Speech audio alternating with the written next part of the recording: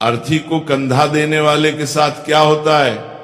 भक्तों, अक्सर आपने देखा होगा कि जब किसी आदमी की मौत होती है तो उसके घर वाले, रिश्तेदार, मोहल्ले वाले सब लोग मिलकर उसकी अर्थी को 4 कंधों पर उठाते हैं। ये सब हम रोज देखते हैं, पर इसके पीछे क्या रहस्य है ये बहुत कम लोग जानते हैं। लोग समझते हैं कि बस रस्म है, परंपरा है, लेकिन असलियत इससे कहीं ज्यादा गहरी और चौंकाने वाली है।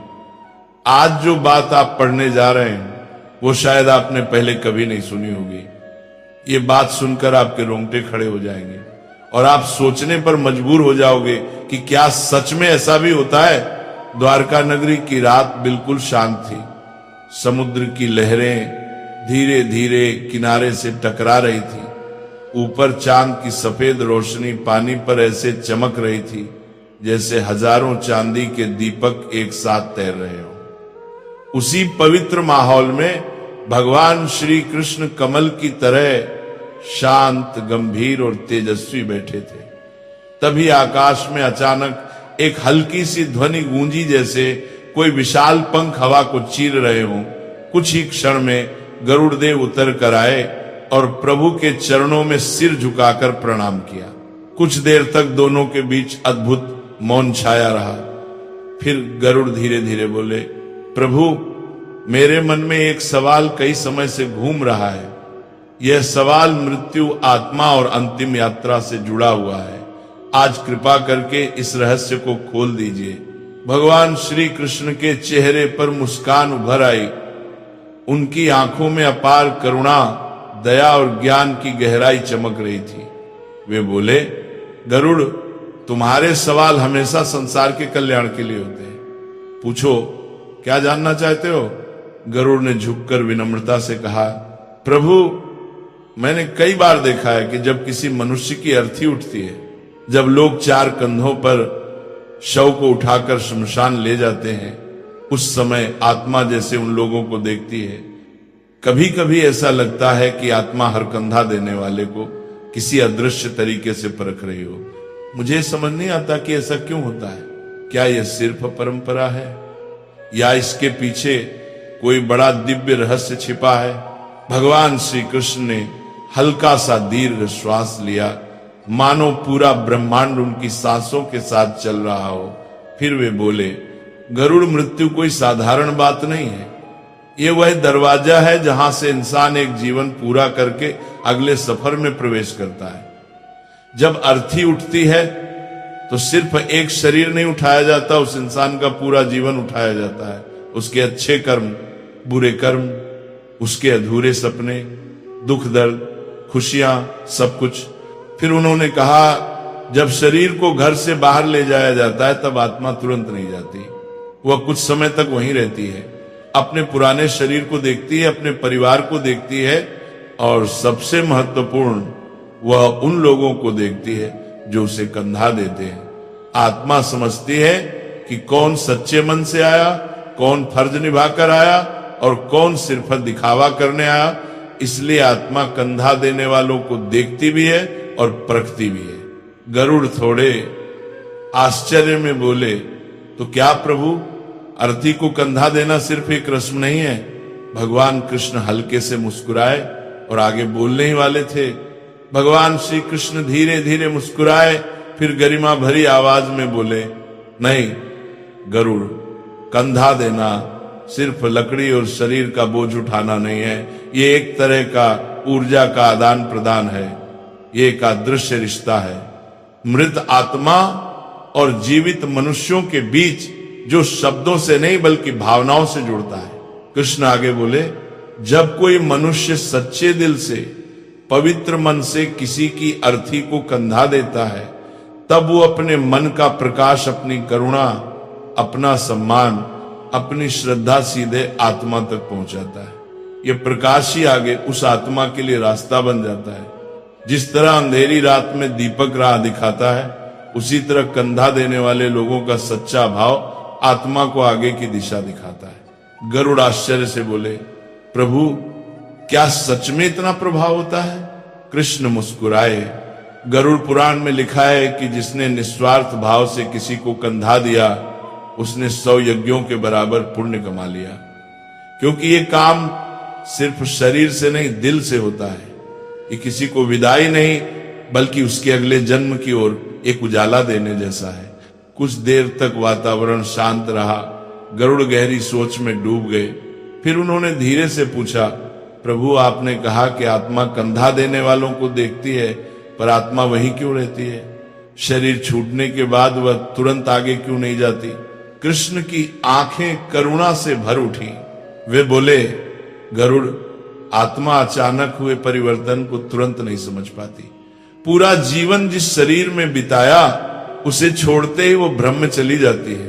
उसे समझ नहीं आता कि वो मृत्यु के द्वार पार कर चुकी है। उसे राह चाहिए, दिशा चाहिए, और वही दिशा अर्थी देती है। इसलिए 4 कंधे केवल शरीर नहीं उठाते, आत्मा के लिए 4 दीपक जलाते हैं। गरुड़ की आंखें फैल गई, उन्हें यह दिव्य ज्ञान चमत्कार जैसा लगा। वे बोले, प्रभु यदि किसी मृतक को 4 कंधे ही ना मिले तो फिर क्या होता है? इस बार श्री कृष्ण के चेहरे पर गंभीरता उतर आई। उन्होंने धीमी भारी आवाज में कहा, गरुड़, यह प्रश्न सरल है पर इसका उत्तर बहुत गहरा और दुखद है। सुनो, मैं तुम्हें एक ऐसी कथा सुनाता हूं जो केवल कहानी नहीं बल्कि सच्चाई है। यह घटना पृथ्वी के एक युग में सचमुच घटी थी। फिर कृष्ण ने कहना प्रारंभ किया, बहुत समय पहले पाटलिपुत्र नगरी में धनीराम नाम का एक आदमी रहता था। नाम तो धनीराम था पर दिल से बिल्कुल निर्धन। धन का इतना अहंकार था कि उसने धर्म को पैरों तले कुचल दिया था। वह ब्राह्मणों का अपमान करता, गरीबों को तिरस्कार से देखता, किसी की मदद नहीं करता, यहां तक कि अपने माता पिता का श्राद्ध तक नहीं किया। उसके जीवन में धर्म, दया, करुणा कुछ भी नहीं था। फिर कृष्ण के स्वर में मिठास घुल गई। लेकिन उसकी पत्नी रूपवती बिल्कुल विपरीत स्वभाव की थी। सुंदर नाम, सुंदर हृदय, वह दयालु, विनम्र और धर्मपरायण थी। मंदिर में सेवा करती, गरीबों को भोजन कराती, व्रत पूजा करती और अपने पति के अपवित्र धन से भी छुपकर दान पुण्य करती, क्योंकि उसे विश्वास था कि पुण्य ही पापों को गलाने की अग्नि है। फिर कृष्ण बोले, एक दिन नगर में बड़ी महामारी फैली, लोग मरने लगे, शहर में चीखें गूंजने लगी, लेकिन धनीराम ने किसी की मदद नहीं की। उसने अपने खजाने को बंद करके छिपा लिया और बीमारों को अपने दरवाजे से भगा दिया। लेकिन बीमारी को कौन रोके? अंत में वही बीमारी उस पर टूट पड़ी। धनीराम मृत्यु के समय डर और अंधेरे में डूबा हुआ था। उसने चारों ओर छाया देखी पर सहायता को कोई ना आया, क्योंकि मृत्यु के क्षण में मनुष्य के साथ सिर्फ उसके कर्म जाते हैं। गरुड़ ने गहरी सांस ली, प्रभु उसके मरने पर क्या हुआ? कृष्ण ने उत्तर दिया। तभी असली रहस्य शुरू हुआ। जब धनीराम मरा तो नगर के लोगों ने उसकी अर्थी को कंधा देने से मना कर दिया। लोगों ने कहा, यह वही आदमी है जिसने कभी किसी का अंतिम संस्कार नहीं कराया, कभी किसी को सम्मान नहीं दिया, कभी किसी भूखे की मदद नहीं की। आज इसकी आत्मा को कौन मार्ग देगा? रूपवती रोई, विनती की, हाथ जोड़े, पर शहर वालों का दिल नहीं पिघला। अंत में बहुत कोशिशों के बाद सिर्फ 3 कंधे मिले और यहीं से वो भयावह घटना शुरू हुई जो किसी ने पहले कभी नहीं देखी थी। चौथा कंधा देने वाला कोई नहीं मिला। अर्थी बीच रास्ते अटक गई। हवा जैसे अचानक भारी हो गई, पेड़ कांपने लगे और वातावरण में एक अजीब सी घुटन फैल गई। रूपवती हताश होकर खड़ी थी, उसकी आंखों से आंसू बह रहे थे और तभी उसने देखा उसके पति धनीराम की आत्मा अर्थी के पास ही बुरी तरह व्याकुल होकर चक्कर काट रही थी। आत्मा काले धुएं से घिरी थी, जैसे किसी अदृश्य बेड़ियों में जकड़ी हो। रूपवती का दिल दहल गया। उसे लगा जैसे आत्मा कुछ कह रही हो, जैसे वो मदद की पुकार लगा रही हो, लेकिन आवाज सिर्फ हवा में कंपन बनकर गुम हो रही थी। गरुड़ घबरा गए और बोले, प्रभु क्या ऐसा सच में होता है? क्या आत्मा शरीर छोड़ने के बाद भी अर्थी के पास रहती है? कृष्ण ने शांत स्वर में कहा, हाँ गरुड़, जब तक अर्थी पूरी विधि से आगे नहीं बढ़ती, आत्मा भी आगे नहीं बढ़ती। आत्मा भ्रम में होती है, उसे समझ ही नहीं आता कि वह देह से मुक्त हो चुकी है। वह दिशा का इंतजार करती है, जैसे बच्चा अंधेरे में किसी का हाथ ढूंढता है। फिर कृष्ण ने गंभीर स्वर में कहा, गरुड़ पुराण में स्पष्ट लिखा है, यदि मृतक को चौथा कंधा न मिले तो आत्मा न स्वर्ग पहुंचती है, न यमलोक और न ही पुनर्जन्म को प्राप्त होती है। वह अधर में अटक जाती है, यानी आत्मा आगे भी नहीं जा सकती और लौट भी नहीं पाती। यही वजह है कि ऐसी आत्मा समय के साथ प्रेत बन जाती है, बेचैन, असहाय और दिशा विहीन। ये सुनकर गरुड़ का हृदय कांप उठा। वे बोले, प्रभु फिर उस समय क्या हुआ? कृष्ण ने कहना शुरू किया, रूपवती पूरे नगर में दौड़ दौड़ कर विनती करने लगी। वह हर दरवाजे पर जाकर हाथ जोड़कर कहती, मेरा अपराधी पति है, परंतु उसकी आत्मा को मत सजा दो। लेकिन नगर के लोग सुनने को तैयार नहीं थे। सब कहते, धर्म त्यागने वाले को धर्म क्यों साथ दे। अंत में एक अनजान युवा साधु आगे आया। उसके चेहरे पर तेज था, आंखों में दया थी। वह बोला, मेरा धर्म दया है, मैं चौथा कंधा दूंगा, क्योंकि किसी आत्मा को भटकने देना सबसे बड़ा पाप है। साधु ने जैसे ही अर्थी को छुआ, हवा शांत हो गई, धुआं हटने लगा और अचानक सूर्य की किरणें अर्थी पर पड़ी। रूपवती ने कांपती आंखों से देखा, उसके पति की आत्मा धीरे धीरे ऊपर उठ रही थी, जैसे किसी भारी बोझ से मुक्त हो रही हो। गरुड़ ने पूछा, प्रभु क्या चौथा कंधा देने वाला व्यक्ति मृतक के पापों में फंस जाता है? कृष्ण बोले, गरुड़, यह भावना पर निर्भर करता है।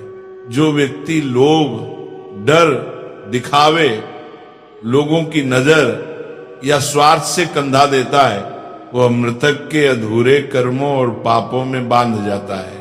पर जो व्यक्ति सच्चे मन, दया, श्रद्धा और करुणा से कंधा देता है, वह आत्मा की मुक्ति का साधन बनता है। वह न पाप लेता है, न कोई बंधन। फिर कृष्ण बोले, चौथा कंधा 4 पुरुषार्थों का प्रतीक है, धर्म, अर्थ, काम और मोक्ष। और जब चारों पूर्ण होते हैं तभी आत्मा आगे बढ़ती है। इसलिए चौथा कंधा साधारण नहीं, ईश्वर द्वारा दिया गया अंतिम अवसर है। जैसे दीपक अंधेरे में रास्ता दिखाता है, वैसे ही चौथा कंधा आत्मा को दिशा देता है। गरुड़ ने फिर पूछा, प्रभु क्या आत्मा संकेत देती है कि वह मुक्त नहीं हुई?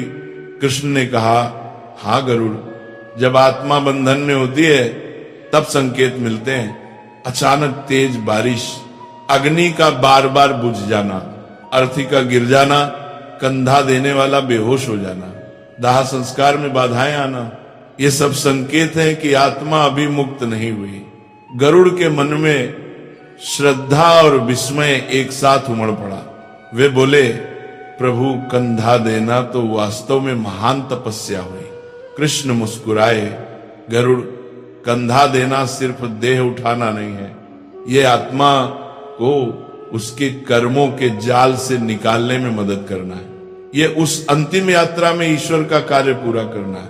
इसीलिए कंधा श्रद्धा, शांति और पवित्र मन से देना चाहिए। अंत में कृष्ण बोले, गरुड़, मृत्यु अंत नहीं है, ये एक रहस्य की शुरुआत है। और जो किसी आत्मा को सम्मान देता है, उसकी अंतिम यात्रा आसान करता है। वह मनुष्य भी जीवन में अदृश्य रूप से बल, प्रकाश और दिव्य संरक्षण पाता है।